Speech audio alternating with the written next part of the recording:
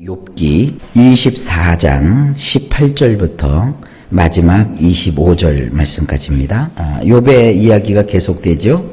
욥은 그 인생에서 겪게 되는 여러 가지 부조리를 이야기하고 있습니다. 오늘도 이야기가 계속됩니다. 18절입니다. 그들은 물 위에 빨리 흘러가고 그들의 소유는 세상에서 저주를 받나니 그들이 다시는 포도원 길로 다니지 못할 것이라. 원문 이렇습니다. 순식간에 그는 물들 위로 떠내려가고 땅에 있는 자기들의 부동산에 대한 권리를 빼앗기나니 그는 포도원들의 길을 되돌리지 못하리라. 여기 그라고 하는 그 어떤 특정한 사람은요, 그 앞부분에서 얘기했던 여러 가지 그 부조리한 삶을 살아가는데 피해자가 아니라 어떤 가해자로서 삶을 사는 사람, 남을 압제하고 억압하고 또 과부나 고아를 멸시하고 무시하고 그들에게서 모든 것을 빼앗아가는, 그렇게 아주 포악하게 살아가는 사람을 여기서 상징하고 있습니다. 근데 결국 그들은 잘 될 것 같지만 순식간이라는 게 순식간에 물들이 얼마나 빠르게 흘러갑니까? 그 흐르는 물 위에 그들이 둥둥둥둥 신속하게 떠내려가 버리고 만다는 거예요. 그러니까 인생이라는 게 그래요. 영원한 승자도 없고 영원한 패자도 없다는 거예요. 그리고 그들은 여러 사람들의 것을 빼앗아서 자기 것으로 삼았죠. 땅에다가 자기들의 부동산을 많이 만들어 놨지만 그 부동산에 대한 권리를 결국은 빼앗기게 되고, 그리고 그가 빼앗겼던 그와 같은 동산, 곧 농사를 지을 수 있었던 포도원들을 다시는 그들이 되찾지 못한다는 거예요. 그 포도원으로 가는 길을 되돌리지 못한다. 이건 다시 그 빼앗기고 잃어버린 것을 되찾지 못한다. 여러분 그렇죠. 남의 것을 강탈하고 남에게 해를 입힌 사람이 결국은 자기도 해를 입게 된다. 욥도 이것을 안다는 것이죠. 19절, 가뭄과 더위가 눈 녹은 물을 곧 빼앗나니 스올이 범죄자에게도 그와 같이 하느니라. 원문 이렇습니다. 가뭄에다 무더위까지 눈 녹은 물들을 아사가 버릴 것이니 스올이 길을 벗어난 자들에게 함 같도다. 자, 이게 무슨 뜻입니까? 원래 욥이 어느 지역 사람인지는 우리가 정확하게 짚어낼 수는 없어요. 아마도 그 욥기를 기록했을 때 그 욥은요, 근동아시아, 특별히 그 이스라엘을 중심한, 가나안을 중심한 그 지역 어느 부분에서 살고 있던 자라고 우리가 생각할 수 있습니다. 이런 대목 때문에 그래요. 이스라엘은 원래 그 북쪽에 헐몬산이라고 하는 높은 산이 있습니다. 그 헐몬산은요, 만년설이에요. 봄, 여름, 가을, 겨울 할 것 없이 항상 산 꼭대기에 눈이 있습니다. 근데 그 눈이 녹아요. 녹아서 밑으로 흘러 내려오면서 계곡을 이루고, 그 흐르는 물이 결국은 갈릴리 호수를 이루고, 그 갈릴리 호수에서 요단강을 따라서 물이 구절양장이라고 하죠. 굽이 그 동물의 내장처럼 생긴 그 요단강을 굽이쳐서 흘러내려가지고 맨 밑에는 사해바다라는 곳으로 들어가게 돼요. 근데 하여간 계절에 상관없이 물이 되어서 내리는 그 눈 녹은 물이 여름이 되니까 가뭄이 들고 무더위까지 와서 다 그 물이 가물고 말라버린 것 같이 이 스올이 길을 벗어난 자들에게 결국은 죽음으로, 이 스올이라고 하는 것은 무덤이거든요. 그러니까 길을 벗어난 사람, 우리 성경에는 범죄자라고 했는데 이 죄에 대한 여러 가지 그 구약의 용어들이 있어요. 이 죄는 길을 벗어났다, 가야 될 길에서 벗어난 것, 이것을 죄라고 하거든요. 결국 이렇게 제길을 가지 못하는 사람들은 죽음으로써 그들의 인생이 마감되는 것처럼, 이러면서 이 두 가지를 비유하고 있는 거예요. 물이 흘러내리면 뭐합니까? 워낙 가뭄과 무더위가 심하니까 물이 흘러내리지 못하고 중간에서 다 증발돼 버려가지고 가물어요. 똑같아요. 아무리 많은 재산을 가지고 아무리 남의 것을 다 내 것처럼 소유해서 큰 부자가 될 듯 해도 결국은 죽음이라고 하는 이 큰 세력이 작용해서 그는 모든 것을 잃게 되고 말 것이다. 이것이 이제 욥이 하는 얘기입니다. 왜 이 얘기를 하는 겁니까? 자꾸 욥에게 그 세 친구가 엄한 소리를 하니까 욥이 그러는 거예요. 나도 그거 안다 이거예요. 세상에는 부조리가 있고 그렇지만 그 부조리한 가운데서도 결국 악한 사람, 곁길에서 자기를 굉장히 높이고 마치 자기가 세를 가지고 있는 자처럼 하는 그 모든 그것은 다 헛되게 지나쳐버리고 무너져버리고 만다는 것을 욥이 말하고 있는 것입니다. 자, 그 다음에 보시면 잠깐만요.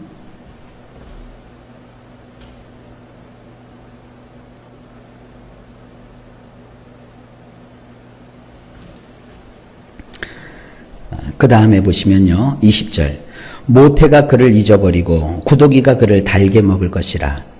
그는 다시 기억되지 않을 것이니 부리가 나무처럼 꺾이리라. 그 19절 마지막에 스월이 무덤이 그를 앗아가 버릴 것이다. 그것에 대한 계속되는 얘기예요. 원문이 이렇습니다. 자궁인데도 그를 몰라보고 구더기가 그를 빨아먹기를 계속하고 그를 기억해주는 자가 없고 부정했던 것이 나무처럼 조각조각 나리라. 그래서 이 자궁이라고 하는 것은 그를 낳은 어미의 태를 뜻해요. 여러분, 자기가 나온 곳인데 그 어미가 자식을 못 알아보겠어요? 그런데도 못 알아본다는 거예요. 이건 뭡니까? 완전히 관계가 단절되고 의절된다는 거예요. 몰라보게 그가 상하게 된다는 거예요. 그 어미도 그를 알아보지 못할 정도로 그가 아주 처참해지고 비참해진다는 거예요. 그래서 죽어요.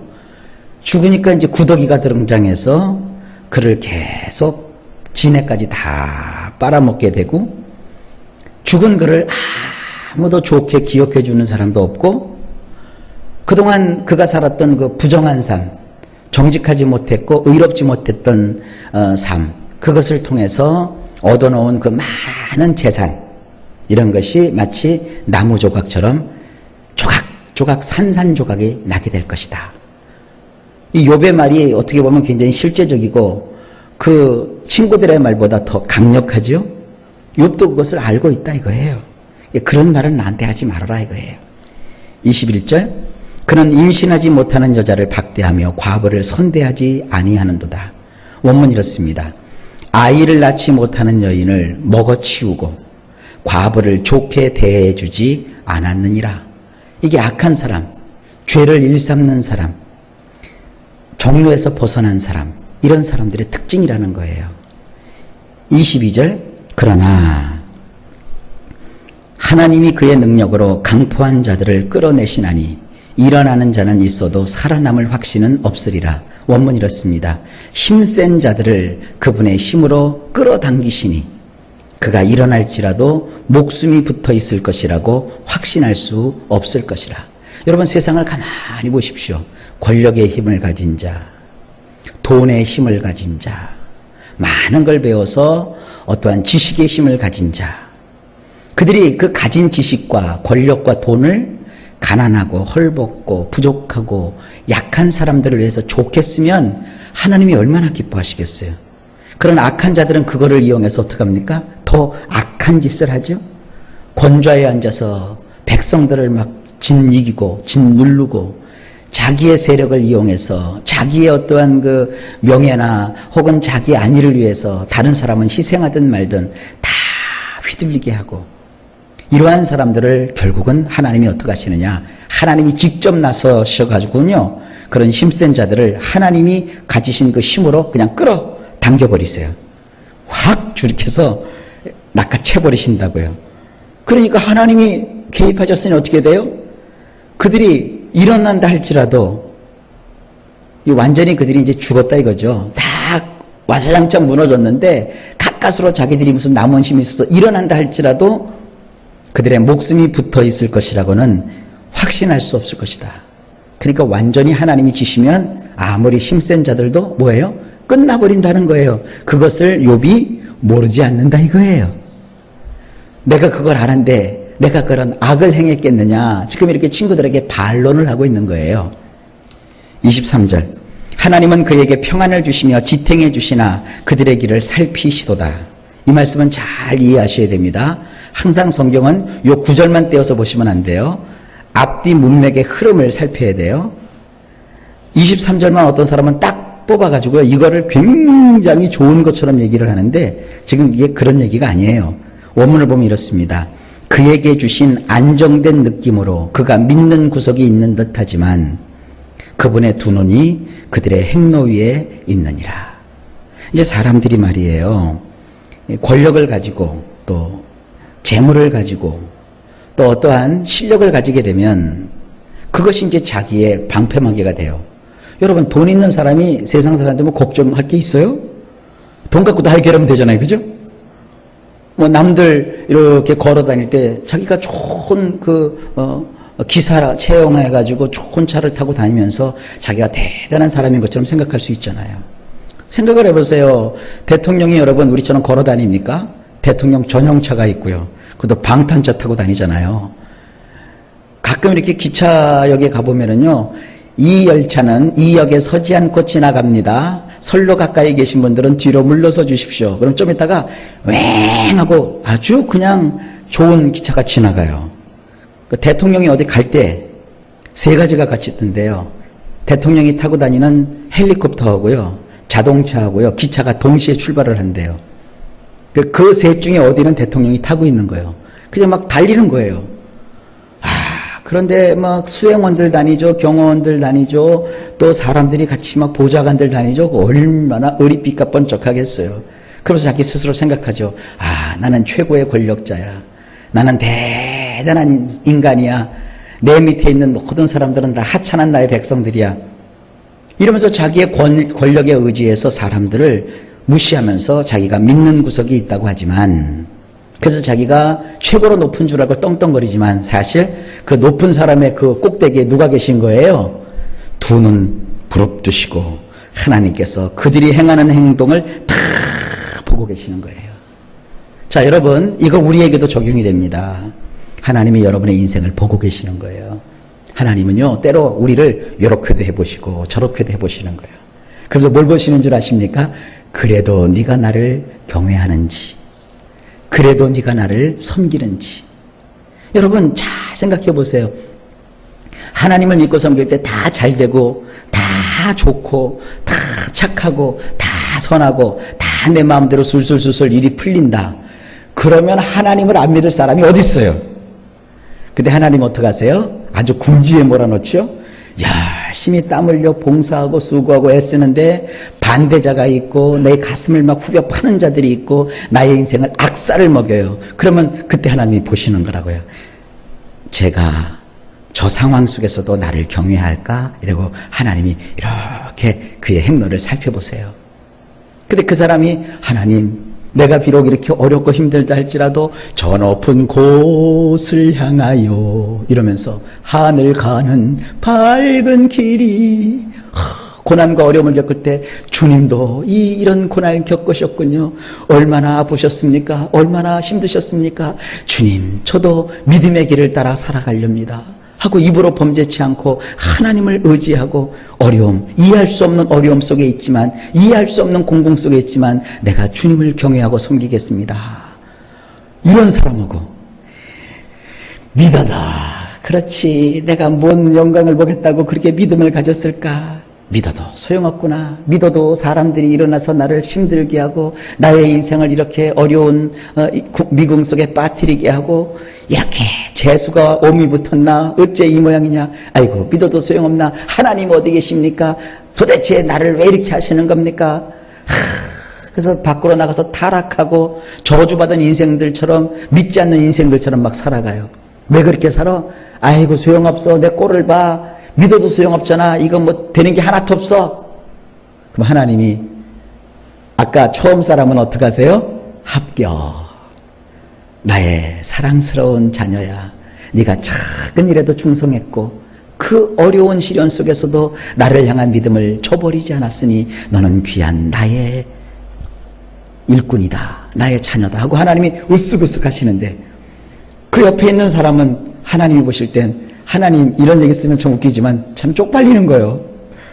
우리가 시험 받을 때요, 사탄도 같이 옆에서 끼륵끼륵거려요. 그럼 하나님이 그러시는 거예요.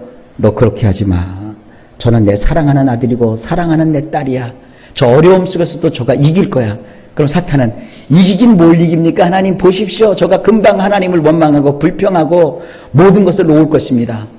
보란듯이 그 사람이 원망하고 불평하면서 다 놓고 하나님을 향하여 삿대질을 하고 이 세상에서 흥청망청되고 방황하면 사탄이 하나님 앞에서 으쓱으쓱거릴 거 아닙니까? 여러분, 이런 영적인 현실을 생각하면 끔찍하지 않습니까? 그래서 항상 우리 믿는 사람은요, 하나님을 기쁘시게 해드려야지 마귀가 좋다고 낄낄거릴 수 있도록 하는 그런 삶을 살아서는 안 됩니다. 우리는 원망하고 불평하는 거 쉬워요. 인생을 포기하는 거 쉬워요. 그러나 마귀가 그때는 웃어요. 그러나 하나님은 눈물 지으며 안타까워하세요. 우리는 소원이 있어요. 하나님을 기쁘시게 해드립시다. 하나님을 기쁘시게 해드리는 게 뭡니까? 믿음이 없이는 기쁘시게 못하나니 하나님께 나아가는 자는 반드시 그가 계신 것과, 왜 거기다 반드시라는 말을 두었어요? 꼭 그렇게 해야 된다는 거예요. 반드시 그가 계신 것과 또한 자기를 부지런히 찾는 자들에게 상 주시는 이심을 믿어야 할지니라. 그 모양 그 꼴로 살아도 하나님은 신실하신 하나님이야. 하나님은 내가 평생을 의지할 자야. 이제 우리 행동으로도 언어로도 마음으로도 하나님을 꼭 붙잡읍시다. 왜냐하면 하나님은 우리의 행로 위에 이렇게 가만히 쳐다보고 계시는 거예요. 우리 하나님을 기쁘시게 해드립시다. 자, 마지막 오늘 24절. 그들은 잠깐 동안 높아졌다가 천대를 받을 것이며 잘려 모아진 곡식 이삭처럼 되리라. 원문이 이렇습니다. 그들의 높아짐은 잠깐이요 아무것도 아니며 낮아지느니라. 다른 모든 것과 마찬가지로 그들도 다치느니라. 마치 곡물의 대가리처럼 그들은 잘리느니라. 예, 악한 자, 부조리한 인생을 살면서 인생이 부조리하다고 지 마음대로 사는 사람 다 이렇게 돼버린다는 거예요. 한 절이 더 있네요. 25절. 가령 그러지 않을지라도 능히 내 말을 거짓되다고 지적하거나 내 말을 헛되게 만들 자 누구랴. 원문이 이렇습니다. 만일 그렇지 않더라도 누가 나를 거짓되다 할 터인가? 나의 말이 아무것도 아니라고 할 터인가? 참, 이 욥의 말을 보면 굉장히 논리적이죠. 그리고 이게 우리 속에 쏙쏙 들어오지 않습니까?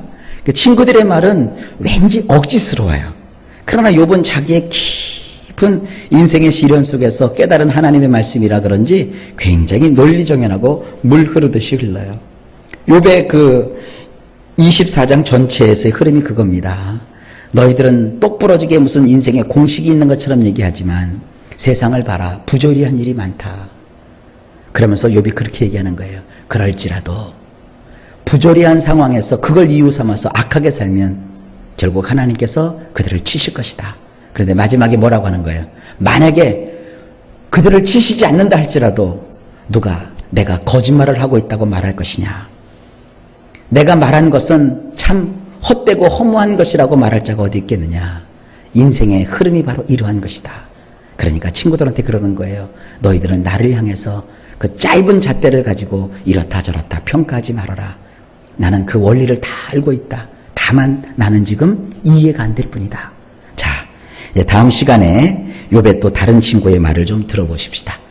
욥기 이제 많이 넘어왔어요. 이제 절반이 훨씬 넘어가게 되는데 뒷부분도 흥미진진한 얘기가 많습니다. 이제 하나님이 직접 나타나셔서 얘기를 하시면 참 거기에 아주 깊고 깊은 말씀들이 많아요. 자, 오늘 하루도 여러분들이 복을 받아 누리시고 이번 한 달도 주 예수님 안에서 형통하시고 범사에 하나님의 역사하심이 있기를 바랍니다. 세상이 두 쪽 날지라도 우리는 하나님을 믿는 백성으로 하나님 앞에서 하나님을 기쁘시게 해 드립시다.